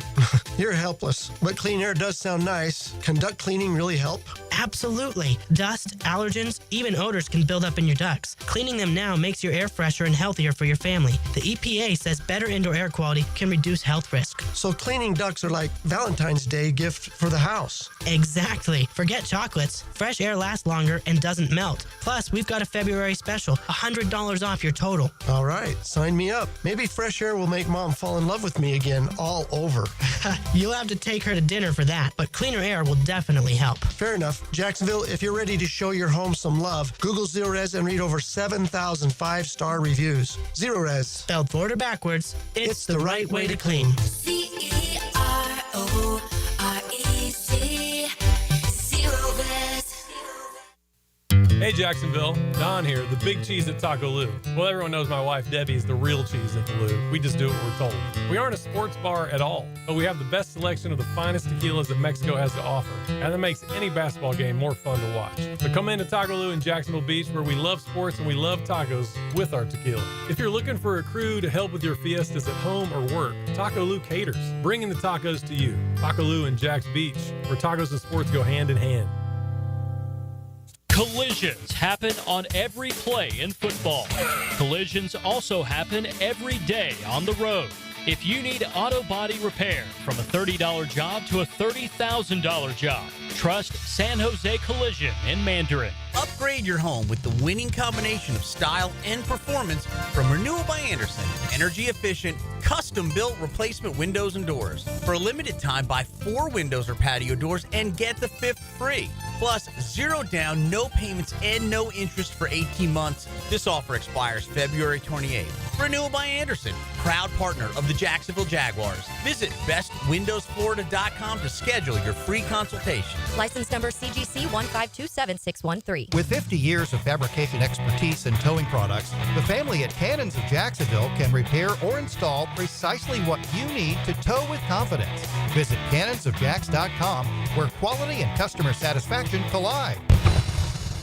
For lost or broken keys or nearly any make and model of vehicle, call 722-1111 for Instant Keys. Instant Keys. You don't have to go to the dealer. Instant Keys comes to you. 3D Digital has you covered for any of your business's digital marketing needs. From producing award-winning videos to getting those digital ads to follow your customers around the internet, our team has your back. Visit 3ddigital.com or give us a call at 904-712-4004 to schedule a free consultation today. 904-712-4004. 1010XL is presented by Farah and Farah, exclusive injury law firm of the Jacksonville Jaguars. Protecting you and your family. Call 396-5555, Jacksonville. Now, the Cool Down with Donovan Air Electric and Plumbing. Keeping Jack's cool since 1987. All right, here we go. Demetrius Harvey, Florida Times Union. You can find him on the X or Twitter platform at Demetrius82 and covering your Jacksonville Jaguars on a daily basis and doing a great job of it, as you well know. So this question kind of encapsulates what we want to talk about here. This is from the text line designed by Lifetime Enclosures. Does Liam Cohen have the ability to get the max best out of Trevor Lawrence, or do you think he brings in a quarterback coach to help maximize his potential? Well, he's going to have QB coach. He's going to have a lot of coaches on the staff, but what is your reasonable expectation, I guess, for the next several years of Trevor Lawrence's career? No, I think reasonably. I mean, he's a guy that's already, in my opinion, proven to be a talented quarterback, a guy that can be a franchise quarterback, and that's why they paid him. So in the long term, I do think that the biggest key for Trevor, first of all, is to stay healthy, but beyond that, having a guy that can come in and sort of curate the offense directly to him, the other players, actually on the fly make adjustments. I think one thing that Liam Cohen said to us, sort of a few of us in the print media, he probably said it in other places as well by now, but after his press conference, he talked to us and said, you know, there was a time where in Tampa early in the season, they were maybe a zone blocking scheme. In terms of running the football, they wanted to have guys moving, but then they realized, and Cohen realized, that they were better at sort of going straight ahead gap blocking. Gap scheme. Yeah. And so when he made that observation, he made the switch, and then look, they went from 32nd in the NFL and rushing to 4th. So in my opinion, that just shows that, you know, the investment in time that Cohen takes into understanding his team will be good, because one of the things that I've always thought was an issue in Jacksonville over the past few seasons under Doug Peterson was that there was never a time where I thought, wow, this is really different now, or this is fantastic. They've really upgraded from 2022 offense. Now that they've seen it, now it's 2023, and look at how impressive it is. I never saw a difference in terms of how the offense was called. No matter who was the play caller, I never saw a stark difference. So, yeah, to me, I think Liam Cohen, to put a long answer shorter, is going to be able to bring out the most out of Trevor Lawrence. And I think that over time you'll see the growth instead of where he was at sort of stagnant over the last couple of years. All right, so yesterday we asked of the Jags who got significant contract extensions this past year, Trevor included, Tyson Campbell, Josh Hines-Allen, Walker Little. Which of those players are you most confident in to live up to their expectations? Who would you answer that for? How would you answer that? That's tough, because what are the expectations for a quarterback who makes $275 million? Well, pretty high. Is it Super Bowl? And so the most likely to live up to those expectations, I would say, is Josh. Just because he's done it more consistently over time than Trevor even has. And I'm a huge Trevor supporter. I think that he's a fantastic quarterback. I think he's going to be a great quarterback for years to come, potentially. But you know, I think that Josh right now, in terms of living up to the contract, I could see him more so, especially since these contracts are about to be crazy over the next couple of years. Tony went with Trevor, who got 64% of the vote. Yeah. Josh got 25%.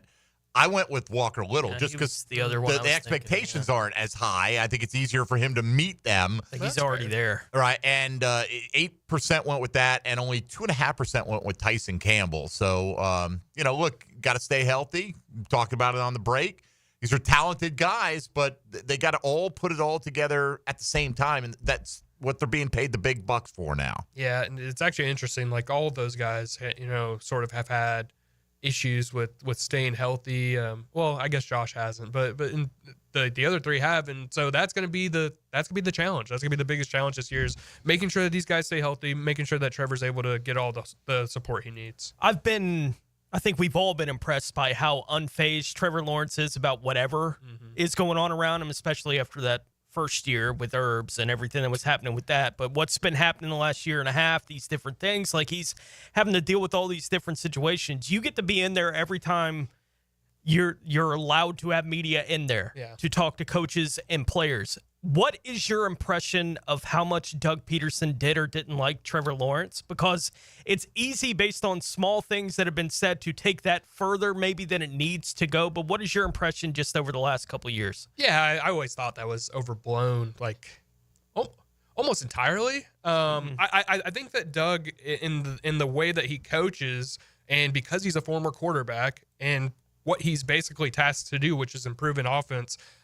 he's obviously going to be more critical on Trevor than probably anybody else besides himself, right? Sure. And so when he does go up to the podium and you ask, and he's like, yeah, Trevor has to do X, Y, and Z. He's saying, I mean, he literally is saying Trevor needs to do X, Y, and Z because that's important for his growth. And he knows that Trevor can do those things because he's seen it. That was part of the frustration, I think, from last year with the Jaguars coaching staff, is they would see things happen in practice and it works perfectly. And you're like, okay, practice is going well. You get into the game and all of a sudden people forget what to do. Now, is that on the coaching? How can that be? Sure, exactly. I completely agree. I put it more on coaching than necessarily the players, but there's definitely a split. And so, to me, if you couldn't get the guys to buy in, I think that was more the issue. But yeah, I don't think that he didn't like Trevor. I would say he liked Trevor a lot. And that's pretty much it. I think people just take, he was not afraid to be critical of Trevor, whereas, I don't know, maybe he felt he needed to prop up Mac Jones, but it felt like Mac Jones got a lot more praise for doing a not as good job. And maybe it's, again, we're talking about expectations for some of these guys. Maybe that's as simple as what it was. Yeah, and I think that different quarterbacks need different things said. I do think that Mac Jones, after his first game, or maybe it was the second one, wasn't feeling very confident in how he was playing. Obviously, you lose, and it's your first game. You're starting in your hometown. This is the first time, and then you lose like that. It's pretty embarrassing in that sense. So, yeah, I do think there's a situation where maybe Doug did feel like he had to prop his guy up a little bit more. Why bring him down? You're already in a terrible season. Why get up there and add say, to it? Yeah, he needs to get better at throwing the deep ball, obviously. So. Well, and it's funny because, Jaguar fans latch on and create the narratives. And sometimes they're right. I'm not saying you can't be right as a fan. We all interpret the data different ways, and sometimes you're going to interpret it correctly. Sometimes you're not. But I think there was a feeling, Tone, that underlying current that Doug, for whatever reason, some people took it to hates Trevor Lawrence. Yeah. I was bugged when he had the comment about when Trevor was dealing with the arm injury and they hadn't said what it was yet, and Coach got asked about it and said it depends on which arm he has to carry the bag with. I'm like, man, you haven't even ruled him out yet. For the game this Sunday. I'm like, I would be bothered about that if I was Trevor. But Trevor, we've seen enough of him these 4 years. He's not bugged by any of that. Like, whatever anyone is saying about Trevor Lawrence in any kind of, he's like, okay, they said what they said. I'll answer whatever questions you have for me. Or you need me to answer the front office questions? Okay, I'll deal with that today. He's never ducked any of that. I don't think you can coach him too hard. I don't think you can push him too far. It's, can you surround him with the right infrastructure for the team to be successful at the kind of level that I think Trevor is capable of being successful? Yeah, I think that's the major key. I don't think that Trevor necessarily cares if his coach gets up there and talks about the bag. I did think that was funny at the time, just thinking back on it, and in that, I can see why that might have been interpreted as like, a shot from Doug. Yeah, what are we doing? But I think more Doug at times felt like he was just kind of over a lot of things, like the media, like he doesn't like doing the press conferences, of course. I mean, who does? But, so it felt like that was more of a situation where he was just making a lighthearted joke. But I can see why it comes off as a thing where it's like, is he trying to say that Trevor's not as hurt as Trevor thinks he is, and he thinks that Trevor could play through the, like, I can see all the situations. But, I think that Trevor's a bright kid. I think that we've seen, obviously, that he does respond well to good coaching. And the circumstances have to go right for him to be successful as well. But I mean, that's the case with almost anyone. Most that we asked today, what is your reaction to the hiring of the different coordinators? That was our kind of our backup question on social media today. Most people are very enthusiastic. Some, think fantastic. Look, others are saying, hey, ask me in 10 months or whatever. Yeah. Sure. But we're not going to take the next 10 months off. So we're going to ask you today. We'll probably ask you again in August after you've had a chance to see how the offseason plays out. And then we'll ask you again in October, November, December. And that's kind of what we do on sports radio. But this person, we could have had Pete Carroll at head coach, Eric Bieniemy at OC, and Steve Wilks as defensive coordinator. Instead, we went to Dollar Tree. Any Jag fan claiming to have been aware of the OC and DC's existence prior to 2 weeks ago is straight up lying. I don't think it's that extreme, but look, Pete Carroll's 73 years old, man. I think Pete Carroll is fine if you're looking at him as a bridge coach for a team that does not have their quarterback in place. The Jags are not looking for a bridge situation. Eric Bieniemy, for all his success in Kansas City, has had a hard time keeping a job in the National Football League, right? I mean, he went to Washington for a year. Find someone to come in and grow with Trevor. That was the goal in Jacksonville. I think so, obviously, right? And so anyway, this guy, based on his profile, already has decided that Liam Cohen is the worst hire. No, that was an interesting in the world. That was an interesting name. List of names there. Steve Wilks. Steve Wilks, right. Like, okay, yes, I've heard of the names. I mean, I've heard of Rich Kotite, too, but I don't think that would have been a good choice. We all remember Rich. Hey, by the way, I mean, Pete Carroll may do very well. He may be exactly what that team needs. High energy, enthusiasm, maybe with not a long runway out in front of him. All right, let's not worry about Pete Carroll for now until it's time to shut down another one of the Raiders buildings. But for you, Demetrius, just top 2 or 3 on-field needs for this team right now. Whether it's free agency or the draft or better performance from the guys they already have, what do they need to shore up the most? Yeah, I mean, we've talked about the cornerback position. I think that's definitely number one need. If I'm thinking about it, unless you're talking about other things like Trevor getting better, obviously that's the number one need, or getting healthier. So cornerback, I think that what they had last year with Ronald Darby, obviously they went into the season thinking that he was going to be their starter throughout the entire year. Ended up getting benched, I think, with 3 games to go, maybe 2 games. Had one of the worst quarterback ratings against when targeted this year. And, and look, I was excited because he has excelled in man coverage throughout his career and had a fantastic training camp. Right. How do you know, right, at that point? And they're like, they went the cheap route with Ronald. It's like, right up until the season kicked off, it was like, man, this is a nice under-the-radar signing. And then he turned out to not be. Yeah, no, after week 1, I thought the Jaguars' defense was going to be pretty good. I was like, they shut down that top-rated offense from a year ago. With the exception of the one big play. With a couple of plays. Yeah. I was like, they're going to be really good. Like, if they're this good in week 1, they're going to be really good. But to go back to the question, like, I do think that right guard is probably the second highest need.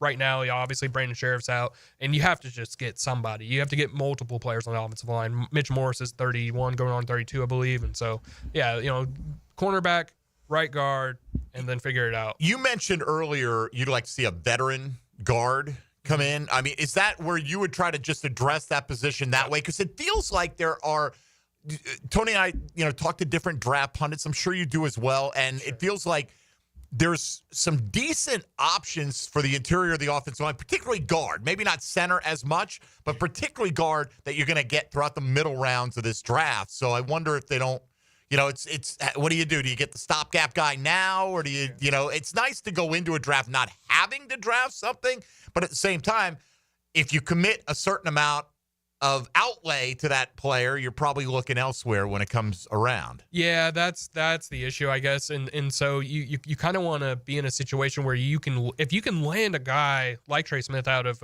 Kansas City, if you can land the top guy then you go after him. I don't think this needs to be a situation because, like you said, the draft is solid. I even took the Alabama kid in the second round during one of my mock drafts recently, and so somebody took him at 10 in one of the mocks they sent us yesterday, by the way. Okay, so well, just, right, I hear you. And by the way, he's more like of they describe him as more of a power guard mover. As a part of not like a people mover, but not a mover himself. Sure. Pulling and stuff like that. Yeah, and I think that would fit well with what Liam Cohen has done in the past with the gap blocking scheme. Now I know there might be some talk about Walker Little and Ezra Cleveland. They're more side to side. Yeah. But who knows how Liam Cohen and his staff feels about those guys. So we'll see. And I do think that signing a guard would be crucial in terms of just having a guy. You have to have at least a guy in there that can fill in if you need him to, but it doesn't necessarily have to be the level of you're getting your starter for sure in free agency and then moving on. Man, if Cooper Hodges could have just stayed healthy for one of these 2 years, at least we'd know, right? We'd know, I think, by now. So for you, with corner at the top of your priority list, if Travis Hunter is off the board, is it Will Johnson, your preferred guy at 5? Yeah, for now. And I'll have to go through all the other corners. Of course. But yeah, Will Johnson's. But I mean, the guys that are it seems like he's projected in that range. Yeah. It seems like he's the consensus guy. And I've seen, he has some Marcus Peters to his game in terms of being able to jump the ball. It's amazing to watch. And Marcus Peters' first few years in the league were unbelievable. Oh, my goodness. He was a turnover machine, guy. I think he had 8 as a rookie, 8 interceptions. If they did draft Travis Hunter, corner or wide receiver primarily, what's his primary position here? I personally would do corner, and then I would do like a red zone offense kind of thing. Have him come in there. I don't know how. I think that seems like the easiest way to do it, but we've had more guys coming on saying he'd be better as a receiver. Most of them feel like he'd be the best at either spot if he just declared to be one in this draft, the top corner or the top wide receiver. He's going to be fascinating. Don't think it'll be an issue for the Jags because I think he'll be gone by the 5th pick. Let's say hello to Helmets and Heels. Now, the 2-minute drill. Serviced by Cool Cats Heating and Cooling. Locally owned and operated. We're your neighbors. Find the coolest cats in town at coolcatsjacks.com. All right, good morning, Taylor Dahl. Good morning. I'm great. How are you doing? I think, and I'm not going to ask because it's impolite to do that, but I think you are officially too old to be on the Jaguars coaching staff now. Yeah. Yes, I am. I'm 34, so I am. I didn't ask, but, they call you Grandma. Yeah. Grandma Taylor. So we've got our coordinators in place, still waiting on a GM and filling out the rest of the staff. What will the ladies of Helmets and Heels be discussing today? Yeah, we have a couple guests coming on with us. We have Jim Mora, who was up and down in the coaching staff between college football, but was with the Saints for a long time. We have him. We're going to have him on just to kind of chat that new head coach, what you kind of look for when you are finding a staff, what it's like, that relationship between you and the front office, just to get a little bit of a mindset of how this thing's being built. So we're going to talk to him. We also have Adam Rank. He's a fantasy football guy for NFL. He's at the Super Bowl though, so we're going to chat with him. Some of these Super Bowl storylines, maybe some next year fantasy stuff when it comes to some Jags players, maybe like a BTJ. So we'll get into that. We'll also talk more about this coaching staff and what we know about the newest hires that have been announced. So a lot more Jags talk. And I feel like I haven't talked as much Super Bowl this year as I normally have because other things are going on. Even when we're at the Super Bowl, Tony and I don't talk about the Super Bowl all that much, honestly. It'll be like the last question as guests this evening. By the way, the game's Sunday. So. Yeah. Who you got? Yeah. Can't go against Mahomes, man. Yeah. Those refs. Pretty much it. Yeah. All right, Taylor, have a great show. Thank you. Appreciate it. Demetrius, anything you'd like to leave the listening audience with in terms of what you're working on or what you might have coming up? Yeah, no, just, the same old kind of stuff, just on whoever they're going to hire as the general manager. We'll have stuff on that. Obviously, we're going to have some free agency stuff. We're going to get cooking on that very soon, actually. And the combine is coming up in a couple of weeks, so stay tuned. I'll be out there for maybe 5 days. Nice. All right, we will hopefully maybe be talking to you one or two of those days live from the combine. That way, if it works out. But always appreciate your time coming in. And the only reason you'd be a stranger is if you're not available, because we'll definitely be inviting you back throughout the off season. Appreciate your time today, and encourage folks to check you out on the Florida Times Union, and of course at Demetrius82 on social media. Tomorrow, we've got Tommy Mack in. we will focus a little bit more on the Super Bowl, Tony, and if we've got any other Jaguar coaching hires like Shane Waldron coming in as passing game coordinator, expected to be signed by the Jags. We'll discuss all that Freddie tomorrow. T. Freddie T. Well, knock on wood. All the best to Fred Taylor with the announcement tonight, but I'm not super optimistic, regardless of Fred's deserving status of being in the Pro Football Hall of Fame. That'll do it for us today. For Tony, for Dylan, of course, Demetrius Harvey, I'm Mike Dempsey. We'll be back at it again tomorrow from 10 to noon on 1010XL and 92.5 FM.